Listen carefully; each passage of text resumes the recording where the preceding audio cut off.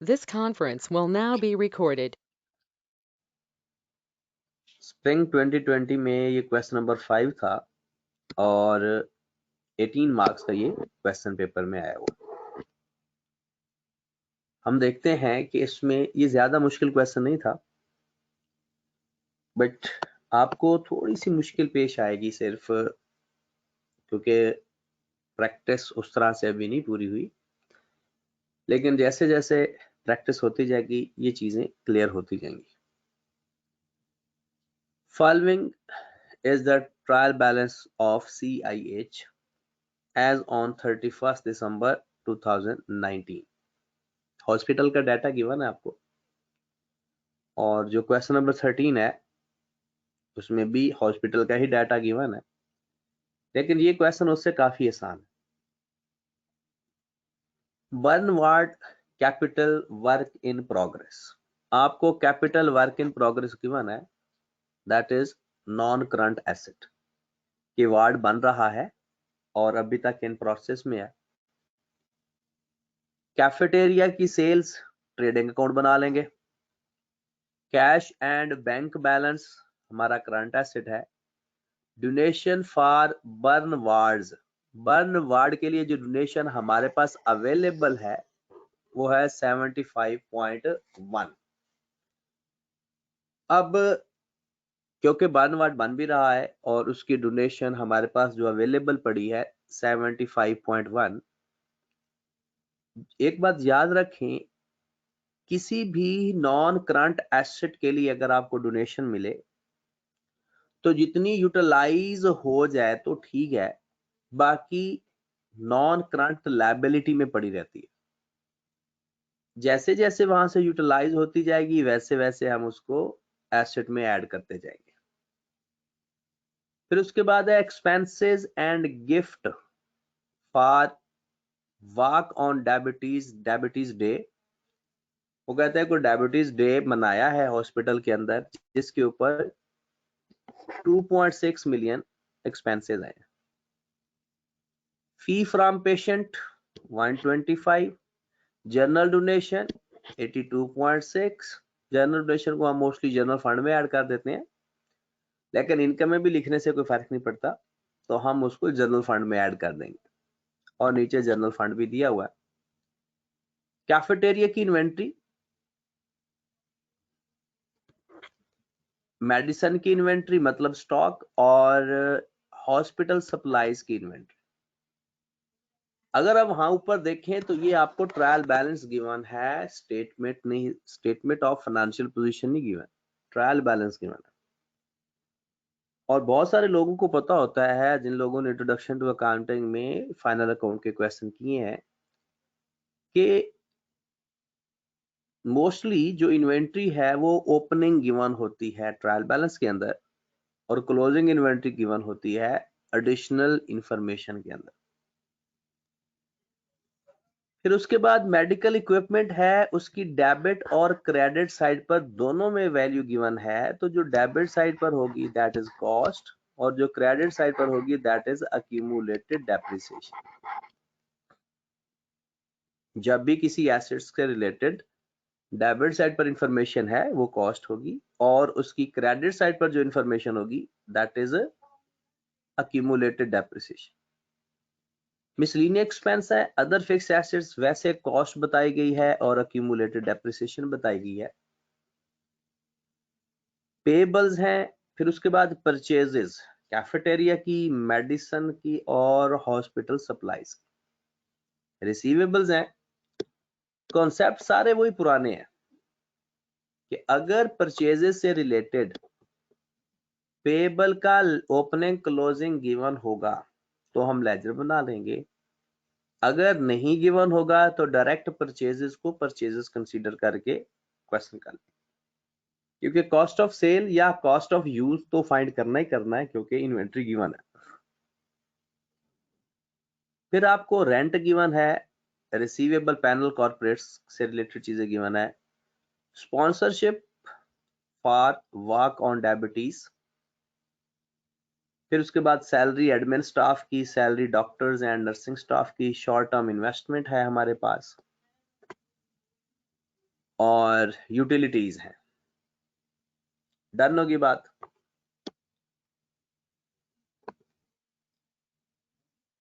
Additional information इसमें बहुत important होती हैं। Closing cost of closing physical inventory of medicine and hospital supplies is 25.8 लॉजना, और 13.8 हमें क्लोजिंग स्टॉक दे दिया गया मेडिसिन का और हॉस्पिटल सप्लाईज का।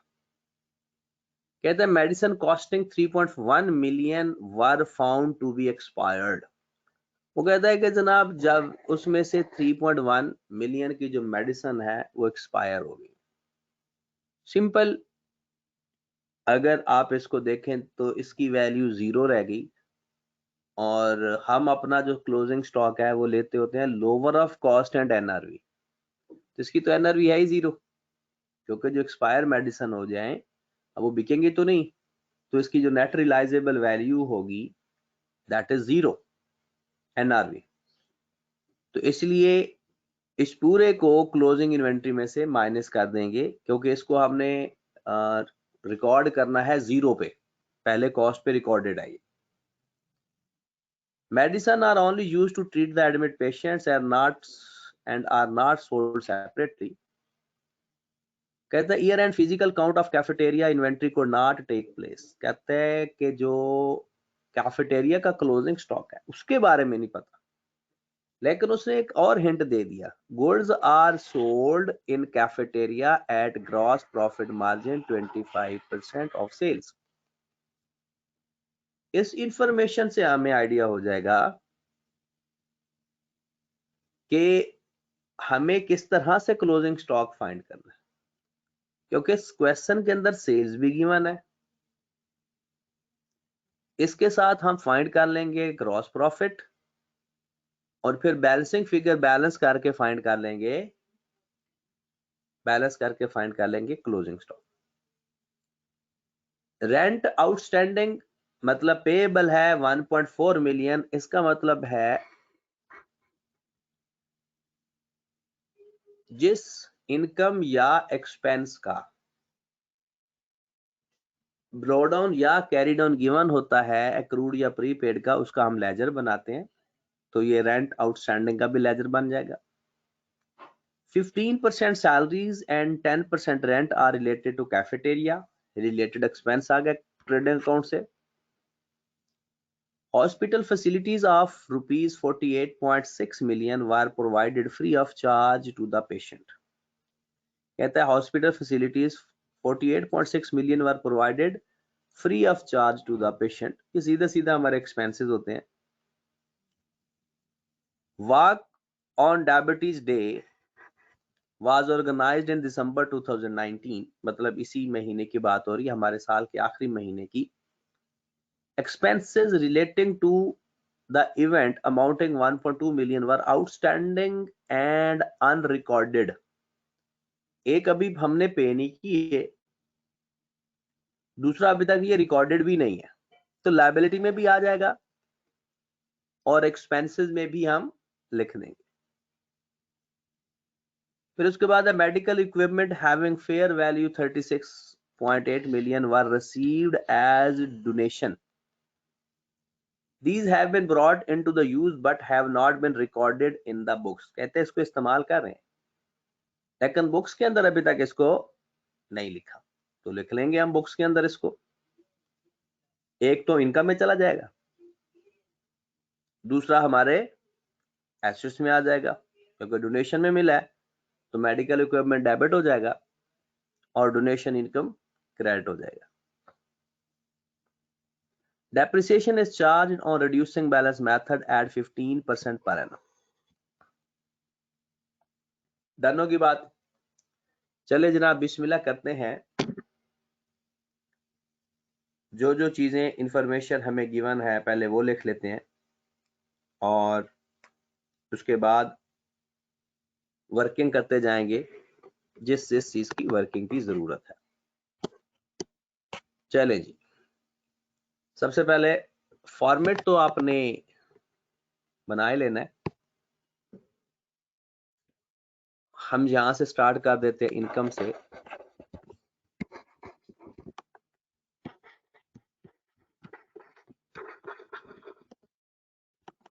सबसे पहले जिसकी वर्किंग की जरूरत नहीं है ना, वो इनकम लिख लेते हैं। जिसकी वर्किंग की जरूरत नहीं है वो इनकम लिख लेते हैं। जैसे सॉरी, आपके पास फी फ्रॉम पेशेंट गिवन है 125 मिलियन, ये लिख लेते हैं। फिर उसके बाद जनरल डोनेशन को तो जनरल फंड में लिख देंगे, वो ज्यादा बेहतर रहेगा। उसके बाद हमें जो स्पेसिफिक पर्पस के लिए डोनेशन मिली है वो लिख लेते हैं। एक होगी फी फ्रॉम पेशेंट,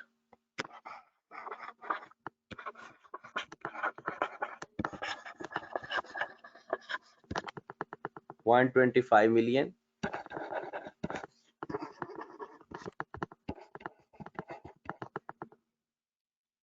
डोनेशन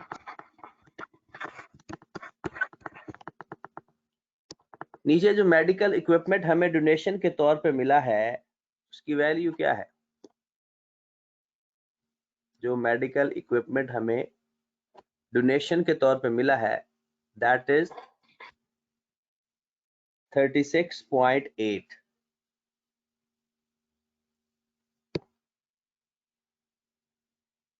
चाहे आप मेडिकल इक्विपमेंट 36.8। अच्छा, एक तो ये यहाँ पर इनकम में आ जाएगा, दूसरा ये नॉन करंट एसेट में भी आएगा। ट्रेडिंग अकाउंट भी बनाएंगे। वर्किंग नंबर 1,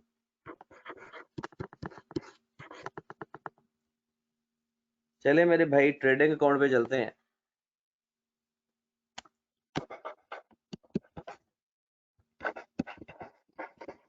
कैफेटेरिया का ट्रेडिंग अकाउंट बना लें। सेल्स गिवन है, less cost of sales. Opening stock भी है, एड परचेजेस भी हैं, क्लोजिंग स्टॉक नहीं है। ये हम फाइंड करेंगे। क्वेश्चन के अंदर सेल्स बता दो कितनी है।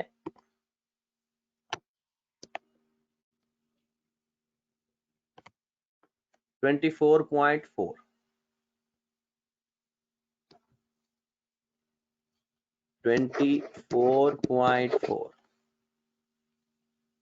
कैफेटेरिया का ओपनिंग स्टॉक कितना है? 4.7।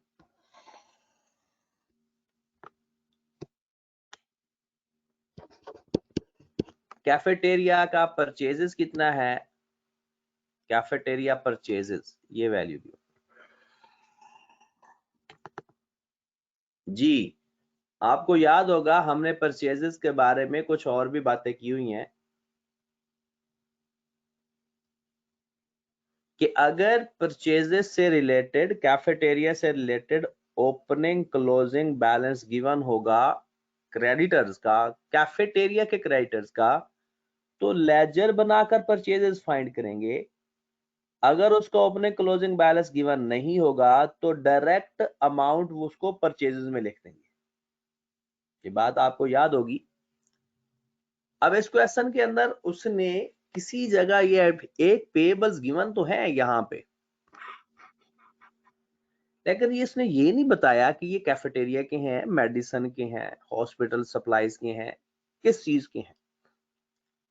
तो इसलिए हम इस उसने आइडेंटिफाई नहीं किया। अगर इन केस परचेज होती सिर्फ कैफेटेरिया की और कोई परचेजेस होती ही ना, तो हम ये अज्यूम कर सकते थे कि ये यही पेबल, लेकिन इसमें उसने कुछ नहीं बताया, तो हम फिर यही समझेंगे कि क्रेडिटर्स का ओपनिंग क्लोजिंग बैलेंस कैफेटेरिया का नहीं गिवन। तो फिर जो 16.4 पेबल्स गिवन है एज इट इज लिख देंगे परचेजेस।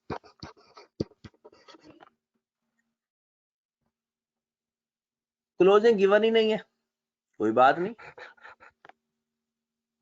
लेकिन हम ग्रॉस प्रॉफिट फाइंड कर सकते हैं, क्योंकि जो प्रॉफिट है वो उसने बताया हुआ है 25% ऑफ सेल्स। ग्रॉस प्रॉफिट क्या है? 25% ऑफ सेल्स। वैसे तो डायरेक्ट सबको पता है, लेकिन आपको याद होगा कि आप लोगों को मैंने CPS के तरीके से बताया है। 25% ऑफ सेल्स है तो सेल्स को 100 लिख देंगे, 25 प्लस 75 डन। तो 24.4 सेल्स की वैल्यू है, इसको 100 पे डिवाइड कर देंगे, 75 से मल्टीप्लाई कर देंगे तो कॉस्ट ऑफ सेल आ जाएगी। जी जनाब, जरा कॉस्ट ऑफ सेल को बताएगा। 24.4 डिवाइड बाय 100 मल्टीप्लाइड बाय 75, 18.3। लो जी, 24 में से 18.3 माइनस करेंगे तो हमारे पास ग्रॉस प्रॉफिट आ जाएगा, या वहां पर 25 से मल्टीप्लाई करेंगे तो ग्रॉस प्रॉफिट आ जाएगा 6.1। अब हमें पता है opening stock plus purchases minus closing stock is equal to cost of sale. अब आप लोग अपने कैलकुलेटर पे जाओ, closing cost of sale given है, तो हम लोग रिवर्स वर्किंग करके क्लोजिंग स्टॉक की वैल्यू फाइंड कर लेंगे। जी जनाब, हमारे पास फार्मूला क्या है? Opening stock plus purchases minus closing stock is equal to cost of sale. तो कॉस्ट ऑफ सेल हमें चाहिए क्लोजिंग स्टॉक, तो क्लोजिंग स्टॉक किसके बराबर आ जाएगा? Opening stock plus purchases plus cost of sale, sorry minus cost of sale. जी, और जाहिर सी बात है जितना हमारे पास स्टॉक था और जितना बिक गया, कितना आ रहा है? 2.8।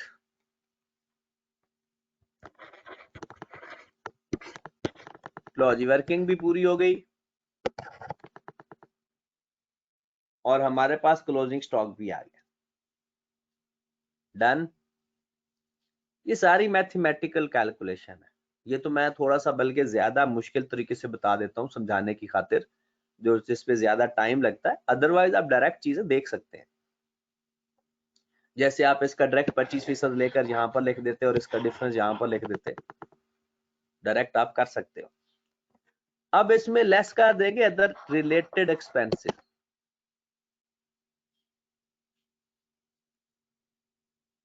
रिलेटेड एक्सपेंसेस में नीचे उसने कहा लिखा हुआ था कि कुछ रेंट रिलेटेड टू कैफेटेरिया है। पहले तो ये रेंट हमें गिवन कितना है? 19.6। नीचे आउटस्टैंडिंग भी है 1.4। ठीक होगी बात। और सैलरी का 15% और रेंट का 10% कैफेटेरिया का है। अब रेंट का जाहिर सी बात लेजर बनाएंगे, जैसे रेंट का पहले लेजर बनाएंगे और उसके बाद फिर आगे चलेंगे। ठीक है, तो रेंट का लेजर बनाओ जल्दी से।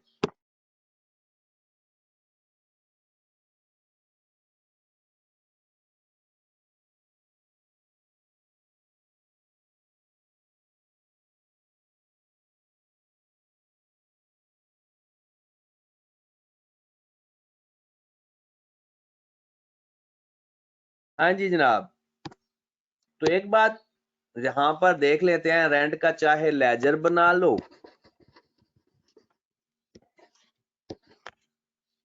तो रेंट आउटस्टैंडिंग का ब्रॉड ऑन तो है नहीं, कैरिड ऑन उसने बता दिया कितना? 1.4।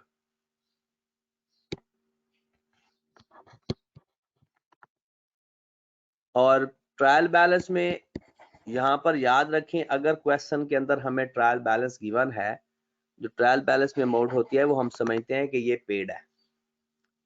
बैलेंस शीट में अमाउंट गिवन होती है वो कैरी डाउन होते हैं।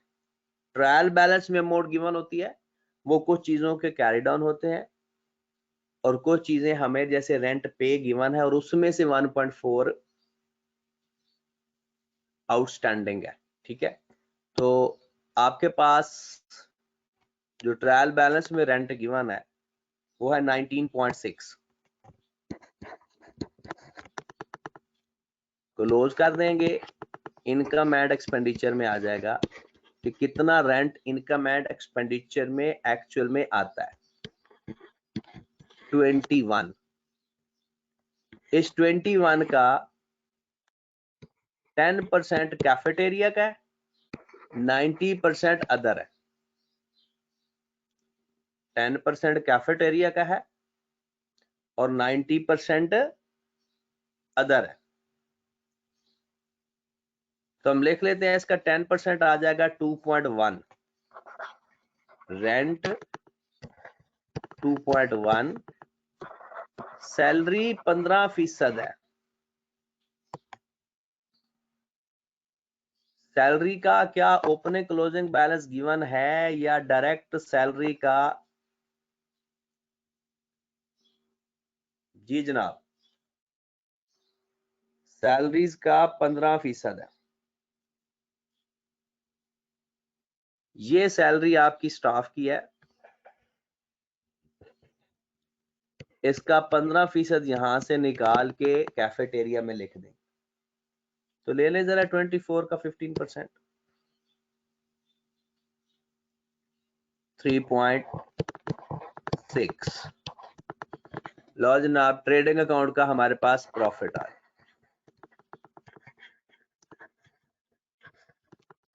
6.1 में से एक शख्स का बड़ा प्यारा मैसेज आया है कि सर डॉक्टर्स और नर्सिंग का सैलरी का क्यों नहीं ले रहे? अल्लाह के बंदे, कैफेटेरिया में डॉक्टर और नर्स क्या काम कर रहे होंगे? डॉक्टर और नर्सिंग की क्या सैलरी कैफेटेरिया में हमें लेनी चाहिए या सिर्फ सिंपल स्टाफ की लेनी चाहिए?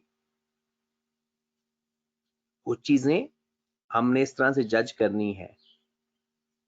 ठीक है, उसने बिल्कुल नो डाउट उसने कहा 15% है सैलरी का, लेकिन वो salary related to cafeteria possible भी तो होनी चाहिए ना। तो 0.4 मिलियन हमारे पास आ गया। लो जनाब, इनकम पूरी हो गई। बाकी तो बहुत ही आसान काम है, मुझे इनकम का टोटल करके कोई बता दे। 125 प्लस 36.8 प्लस 0.4। जी जनाब, 162.2।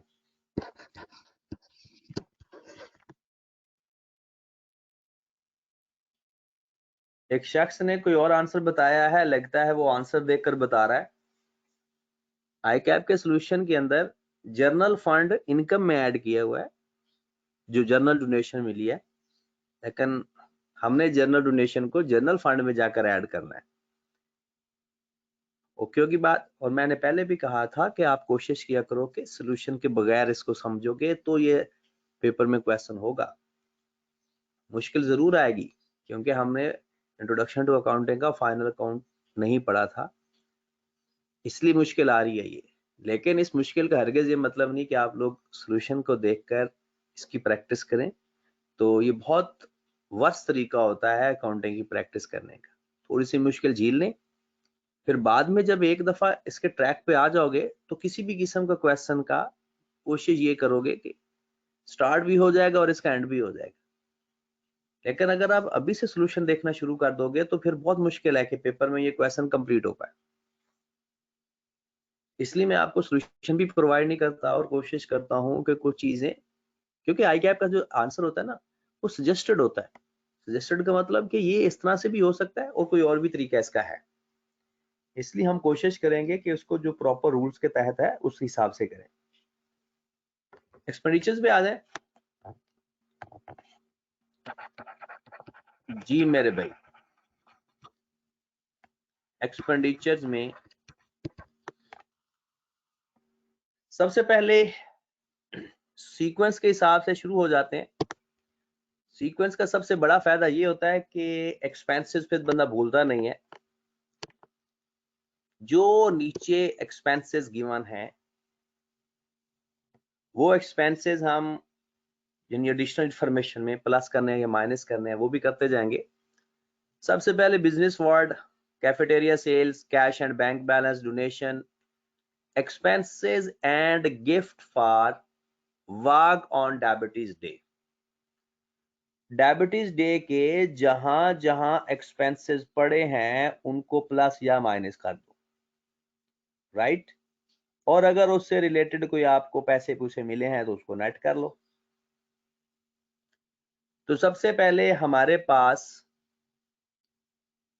डायबिटीज डे का 2.6 एक्सपेंसेस आ गया। उसके बाद आगे चलें जरा। डायबिटीज डे से रिलेटेड अगर आप गौर फरमाएं तो ये स्पॉन्सरशिप से आपको पैसे मिले, या आप स्पॉन्सरशिप के पैसों को इनकम में लिख दो, या फिर मैंने आपको बताया था एक ही चीज से रिलेटेड अगर आपको इनकम और एक्सपेंसेस गिवन हो तो उसको नेट कर लिया करो। यानी 2.2 हमें पैसे स्पॉन्सरशिप से मिले हैं और 2.6 मिलियन हमारे खर्च हो गए हैं। उसके बाद एडिशनल इंफॉर्मेशन में अगर आप देखें, डायबिटीज से रिलेटेड ये पॉइंट नंबर 1.2 मिलियन का बिल अभी आउटस्टैंडिंग भी है, मतलब पेएबल है, स्टिल टू पेएबल। तो ये हमारी लायबिलिटी भी है। एक बात याद रखें, आप लोगों ने एडजस्टमेंट पढ़ी है कि जो चीज स्टिल पेएबल हो वो हमारे साल का एक्सपेंस भी होता है क्योंकि अक्कर हो चुका है, और साथ करंट लायबिलिटी में भी जाएगा। तो हमारे पास जो एक्सपेंसेस है एक्चुअल में, सबसे पहले डायबिटीज के एक्सपेंसेस हैं। क्या लिखा क्या हुआ है? Walk on diabetes day, walk on diabetes day. कितने कितने खर्च हुए हैं?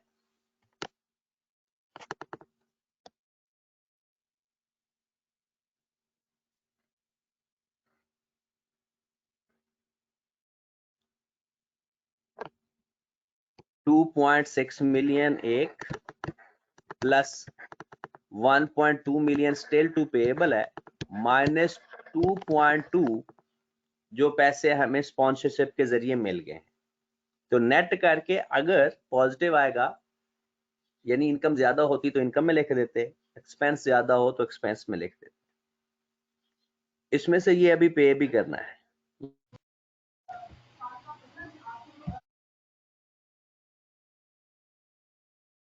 ये लायबिलिटी में भी आएगा। करो जरा इसको, 2.6 प्लस 1.2 माइनस 2.2 कितनी अमाउंट आ जाएगी? 1.6 मिलियन। 2.6। इसके बाद ये चीज होगी, टी फ्रॉम पेशेंट हमारी इनकम में आ गया, हो गई। मेडिसिन की इन्वेंट्री आ गई। हम इसको सेल नहीं कर रहे मेडिसिन को। एक शख्स कहता है कि सर 1.2 तो अभी पे ही नहीं किया तो फिर मेडिसिन एक्सपेंस में क्यों आ रहा है? मेरे भाई हम एक्रूअल बेसिस पे अकाउंटिंग करते होते हैं। All income and expenses are recorded when they occur, not on the basis of received or paid. अगर एक्सपेंसेस अकर हो गए हों तो हम उसको रिकॉर्ड कर लेते हैं, ये नहीं देखते कि उसको पे कर दिया है या नहीं किया, क्योंकि पे कर दिया तो कैश में से माइनस हो जाता, और अगर पे नहीं किया तो फिर लायबिलिटी में आ जाएगा। मेडिसिन की इन्वेंट्री है, आपको सर याद हमें होगा। जो सर हमें जो स्पॉन्सरशिप से मिली है इनकम, वो हम अभी इनकम में भी शो कर सकते थे ना, बिल्कुल और कर एक्सपेंस सकते अलग हैं, से, और बिल्कुल एक्सपेंस सही, अलग से। बिल्कुल कर सकते हैं। वो ठीक इनकम है में सर। लिख, और जो बाकी पैसे है, जो एक्सपेंस है वो एक्सपेंस में लिख देते, ये भी तरीका ठीक था। लेकिन बेहतर ये होता है कि एक तरह की चीजें कि अगर इनकम और एक्सपेंस गिवन हो तो कोशिश किया करो कि नेट करके लिख दिया करो। अब मेडिसिन की इन्वेंट्री है। अब एक बात आपने याद रखनी है कि जब भी किसी चीज का स्टॉक और परचेज गिवन हो तो हमेशा उसका लेजर बनाकर कॉस्ट ऑफ सेल नहीं जैसे फाइंड करते, वो एक्सपेंस में लिखते हैं। अगर इन्वेंट्री ओपनिंग क्लोजिंग ना गिवन हो तो फिर डायरेक्ट लिख देते हैं। अब मेडिसिन की ओपनिंग स्टॉक भी गिवन है, क्लोजिंग स्टॉक भी गिवन है, और परचेजेस भी गिवन है, ठीक है। तो यहां पर ये ओपनिंग स्टॉक उसका 19.4 मिलियन है, मेडिसिन खरीदनी है 60.5 की, तो हम लेजर बना लेते हैं।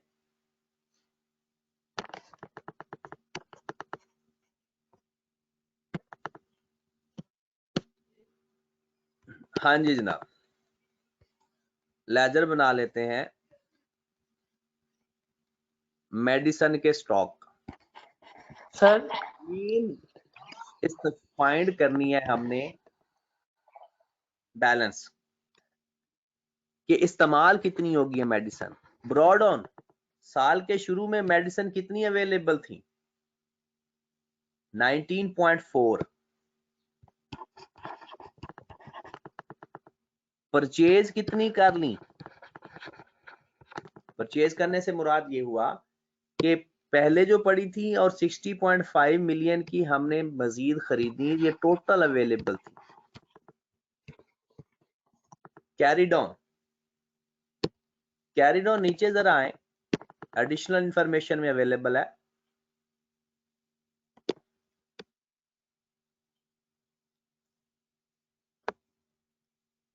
मेडिसिन का 25.8 है और उसमें 3.1 मिलियन एक्सपायर भी हो गया, तो क्या फिर भी 25.8 है? हाँ जी जनाब, तो 25.8 में से 3.1 माइनस करें तो 22.7 मिलियन का स्टॉक हमारे पास है, यानी 25.8 माइनस 3.1, तो कैरी डाउन कितना आ गया हमारे पास, 22 अब यहां पर हमारे पास मेडिसिन जो इस्तेमाल हो गई हैं, कॉस्ट ऑफ मेडिसिन यूज्ड, ये एक्सपेंस में आएगा। जैसे कॉस्ट ऑफ सेल नहीं हम फाइंड करते, cost of medicine used 57.2 million. ये सारे एक दफा अच्छी तरह से कर लेंगे तो ये चीजें वही बार बार रिपीट होती जाएंगी। तो कितना आ गया cost of medicine used, 57.2 million. Medicine 57.2, okay होगी बात। नेक्स्ट, हॉस्पिटल सप्लाईज का भी लेजर बनाए, रिसीवेबल्स पैनल कॉर्पोरेट की भी, इसकी अगर कोई और इंफॉर्मेशन गिवन होगी तो लेजर बनाएंगे, वरना डायरेक्ट ये सीधा सीधा चला जाएगा एसेट के अंदर, ओके होगी बात। आपके पास 1 मिनट है, जल्दी से आप मुझे ये बता कर दें, मैं तब तक पानी पी लेता हूँ। आप इसको हॉस्पिटल सप्लाईज कितनी इस्तेमाल होगी ये बताएं।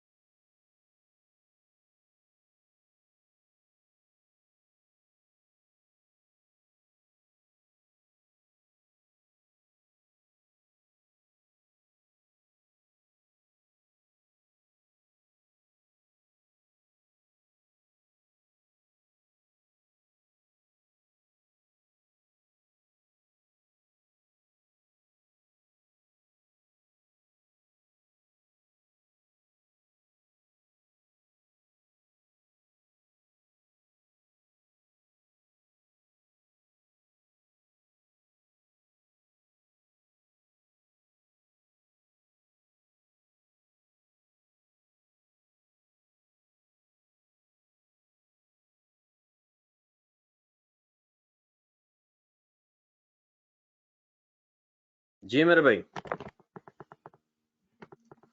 हॉस्पिटल सप्लाईज का बैलेंस कितना आ रहा है? 13.4 मिलियन। क्या ये ठीक है?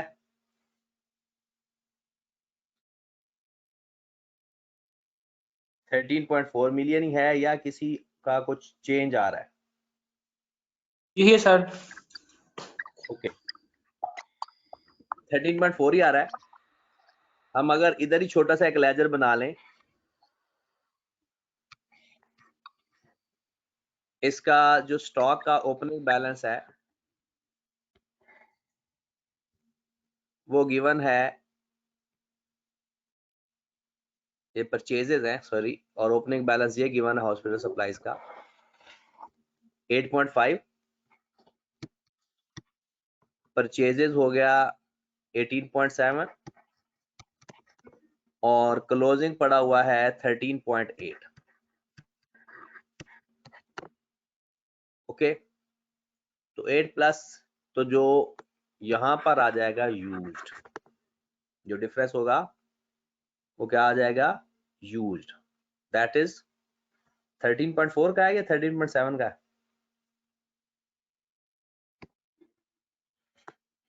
Hospital 13.4 hospital supply 13.4।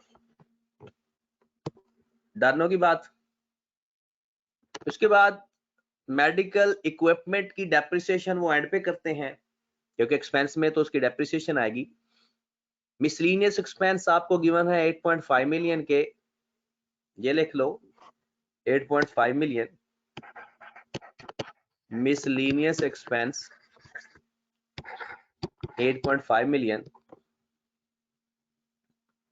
उसके बाद फिर ये परचेजेस सारी रिलेटेड हो गई। रेंट, जितना रेंट बनता था उसका 90% हम यहाँ पे लिखेंगे। आपको याद होगा हमने रेंट का लेजर बनाया हुआ है, रेंट बनता है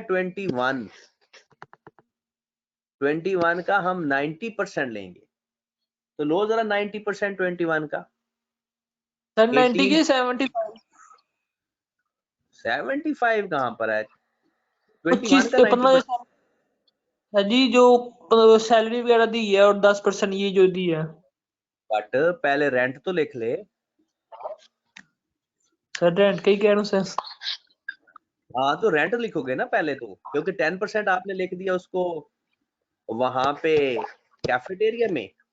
टोटल 21 चार्ज करना था एक्सपेंस में, टोटल जो इनकम एंड जी सर। एक्सपेंडिचर में चार्ज। ठीक है, जी सर।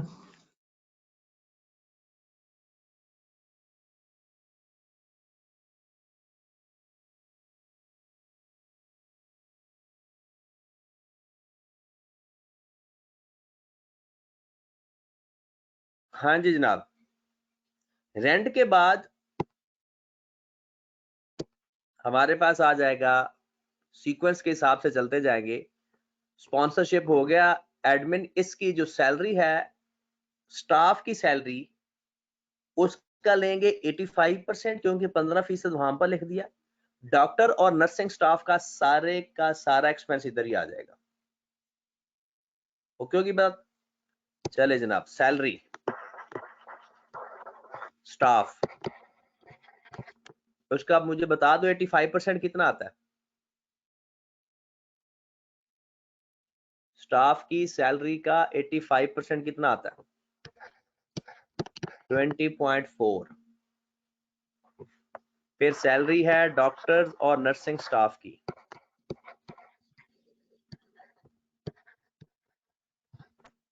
वो तो एज इट इज सारे के सारा आ जाएगा,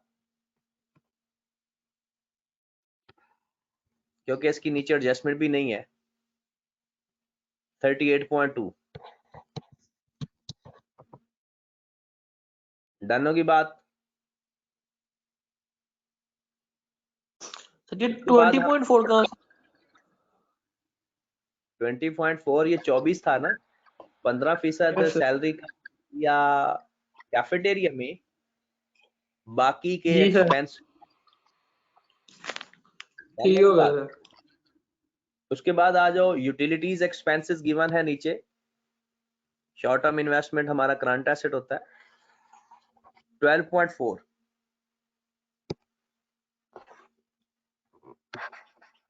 यूटिलिटी एक्सपेंस।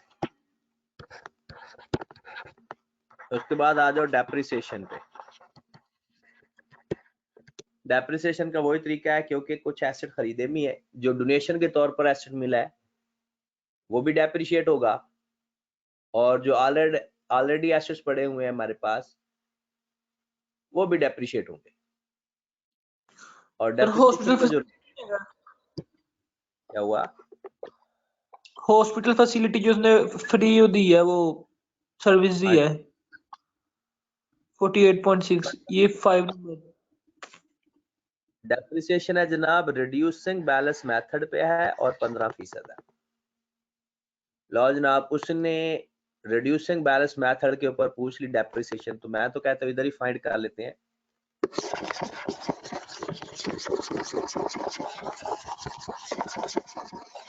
यहां पर आप देखें, ये हमारे पास है 185.4 माइनस 64.2 बुक वैल्यू आ जाएगी, इसका 15%। फिर हमारे पास अदर फिक्स एसेट्स गिवन है 110.7 माइनस 54.7 मल्टीप्लाइड बाय 15%। ये दो आ गए। तीसरा आ गया एडिशन, वो जो डोनेशन के तौर पर मिला था उसकी मैं वैल्यू कितनी है इक्विपमेंट की 36.8, तो 36.8 मल्टीप्लाइड बाय 15%। डेट नहीं बताई हुई तो पूरे साल की डेप्रिसिएशन ले ली। इन तीनों की डेप्रिसिएशन फाइंड करके मुझे प्लस करके कोई बता दे। रिड्यूसिंग बैलेंस मेथड है तो बुक वैल्यू पे डेप्रिसिएशन अप्लाई होगी। जी जनाब, तीनों की डेप्रिसिएशन लेकर कोई ऐड करके बता दे। 32.1 वो समझ भी लग गई है ना। रिड्यूसिंग बैलेंस मेथड है तो बुक वैल्यू पे डेप्रिसिएशन अप्लाई होगी, और जो एसेट खरीदते हैं वो डायरेक्ट उसकी कॉस्ट पे डेप्रिसिएशन अप्लाई हो जाती है। तो डेप्रिसिएशन आ गई हमारे पास 32.1 मिलियन। एक्सपेंसेस का कोई टोटल करके बता दे। ये एक्सपेंसेस की लिस्ट है। एक्सपेंसेस का टोटल करके बता दें।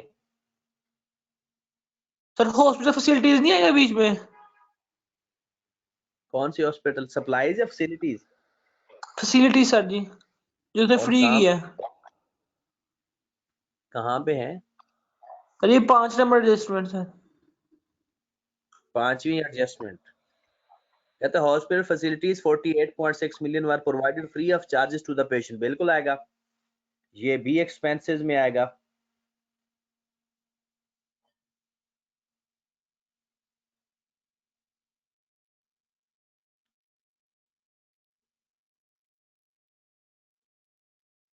चलिए जनाब, टोटल करके मुझे बता दें, ऐड करें जरा। इसमें 48.6 भी ऐड किया हुआ है जो फ्री ऑफ कौन सा? चार्ज दिए हैं फैसिलिटी। नहीं वो तो एडजस्टमेंट फैसिलिटी 5 मेरे भाई, वो उसने सिर्फ इंफॉर्मेशन दी है कि जो हॉस्पिटल फैसिलिटेट कर रहा है फ्री ऑफ चार्ज है, वो उतनी चीज उनकी वैल्यू है इतनी।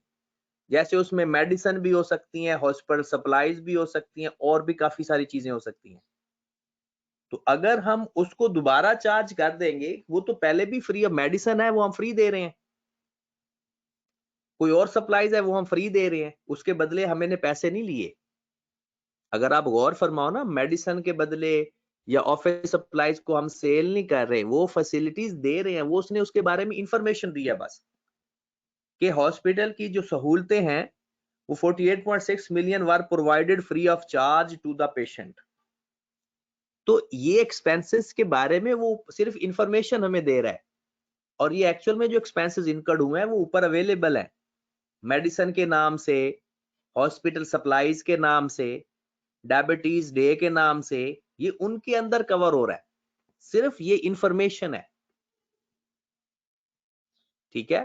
तो ये आ रहा है 202.7, ये बिल्कुल एक्सपेंस में आता है, लेकिन ये इसके बारे में ऊपर इंफॉर्मेशन बताई हुई है कि कौन कौन सी फैसिलिटी फ्री ऑफ चार्ज है, क्योंकि ऊपर हमें पता है कि मेडिसिन वो सेल नहीं कर रहा, अगर मेडिसिन सेल कर रहा होता तो उसकी सेल भी आती। तो सिर्फ इंफॉर्मेशन दी है उसके बारे में। अगर आप अलग से वो फैसिलिटीज फाइंड करें तो उसका टोटल भी इतना ही बनेगा। तो ये हमारे पास आ रहा है 202.7, ये आ रहा है। चले जनाब, डेफिसिट आ रहा है या सरप्लस आ रहा है?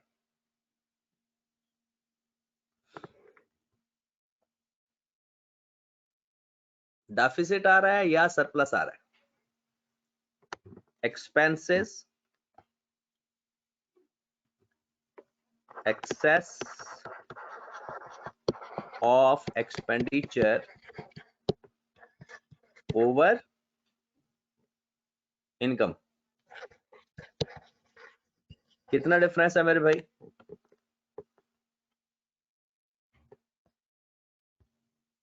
वन 162.2 में से माइनस कर दो 202.7, 40.5।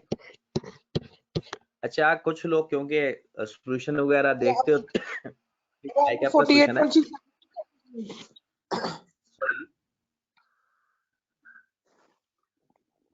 क्या कुछ कहना चाह रहा था?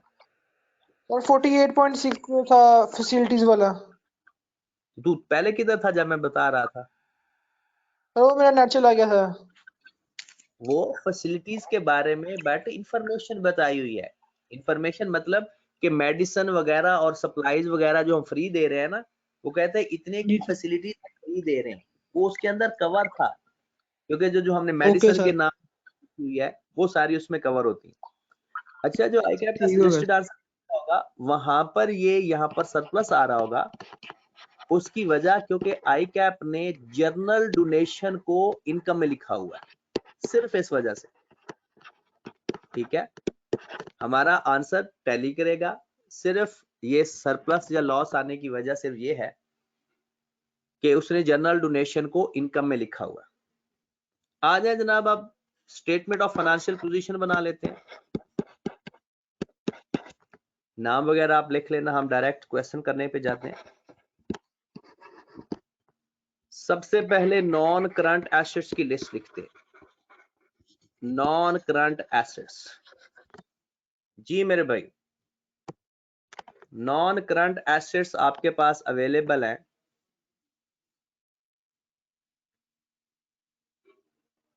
मेडिकल इक्विपमेंट, ये 185.4 medical equipment,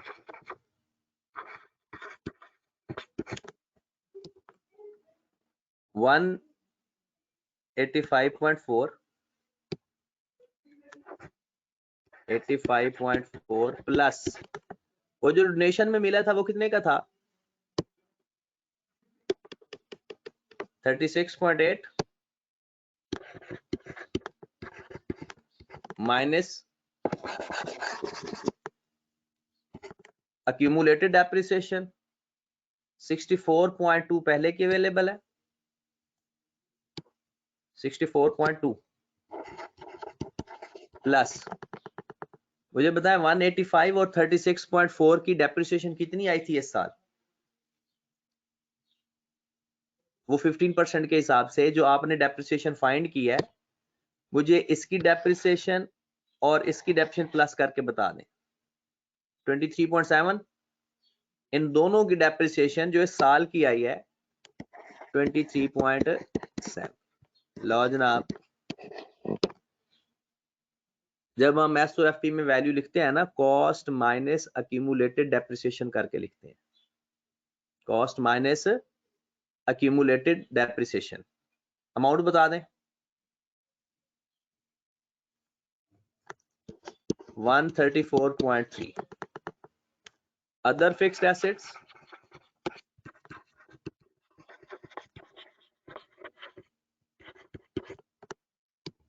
other fixed assets में 110.7 माइनस जो पिछली एक्यूमुलेटेड डेप्रिसिएशन है वो है 54.7 और इस साल की डेप्रिसिएशन कितनी आई है अदर फिक्स्ड एसेट्स की?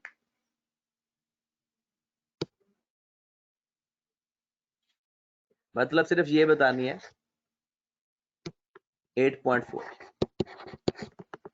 तो 110 में एक्यूमुलेटेड डेप्रिसिएशन माइनस कर दो,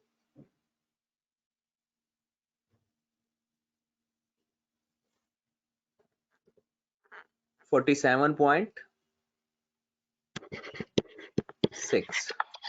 सर ये 23.7 कैसे है ऊपर वाली में मेडिकल इक्विपमेंट में? ये इन दोनों की इस साल की डेप्रिसिएशन जो आपने फाइंड की थी वो है। तो 36.4 की तो डेप्रिसिएशन थी 5.475। ठीक है, और Accumulate. 185 जो 185.4 में से 64.2 माइनस किया था और उसके ऊपर बुक वैल्यू पे डेप्रिसिएशन ली थी। Yes sir. 23.7 कैसे है ये पूछ रहा हूँ सर। तो मैं यही तो बता रहा हूँ, दोनों ये डेप्रिसिएशन फॉर द ईयर है इन दोनों की, इसकी और इसकी दोनों को प्लस करके। ठीक हो गया सर। चले जनाब, इसके अलावा एक वो वर्क इन प्रोग्रेस भी एसेट पड़ा है आपके पास, वो बर्नवार्ड का, बर्नवार्ड कैपिटल वर्क इन प्रोग्रेस, वो कितना है 55.3।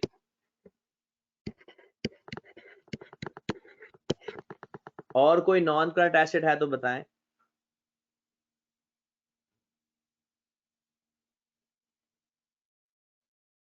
जी जनाब, सबको प्लस करके बता दे कितना आ गया।